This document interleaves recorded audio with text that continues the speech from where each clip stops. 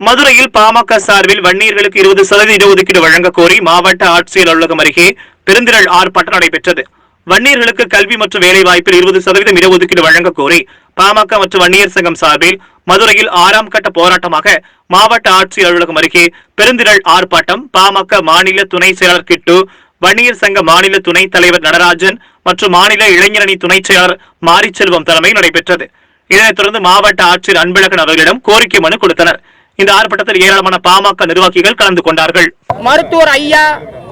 மருத்துவர் அன்புமணி ராமதாஸ் அவர்களின் வழிகாட்டுதலின்படி வன்னியருக்கு 20% தனி இடஒதுக்கீடு கோரி அனைத்து சமுதாயத்திற்கும் அவரவர் விகிதாசார அடிப்படையில் இடஒதுக்கீடு கோரியும் மாவட்ட ஆட்சியர் அலுவலகத்தில் மனு கொடுக்கும் போராட்டத்திற்காக பாட்டாளி மக்கள் கட்சி வன்னியர் சங்கம் இணைந்து வந்திருக்கிறோம். இந்த போராட்டத்தின் நோக்கம் வன்னியருக்கு 20% தனி இடஒதுக்கீடு கொடுக்க வேண்டும்.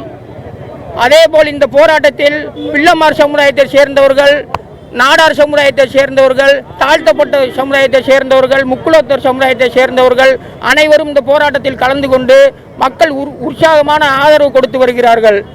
இந்த போராட்டம் கண்டிப்பாக வெற்றி பெற வேண்டும். தமிழக அரசு உடனடியாக எங்களுடைய கோரிக்கையை ஏற்று காலதாமதப்படுத்தாமல் உடனடியாக நடவடிக்கை எடுக்க வேண்டும் என தமிழக முதலமைச்சர் அவர்களே நாங்கள் வேண்டி கேட்டுக்கொள்கிறோம்.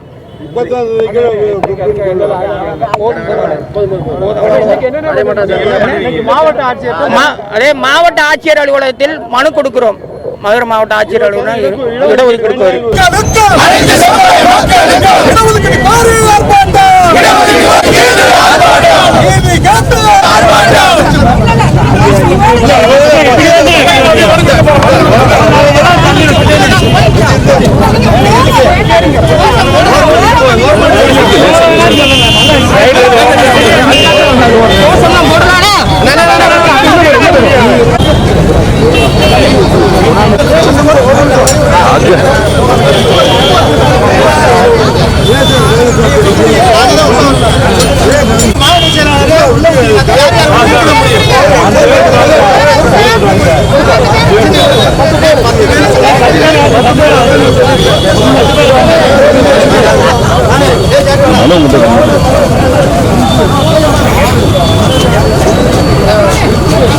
அப்படி இல்லைண்ணே இல்லை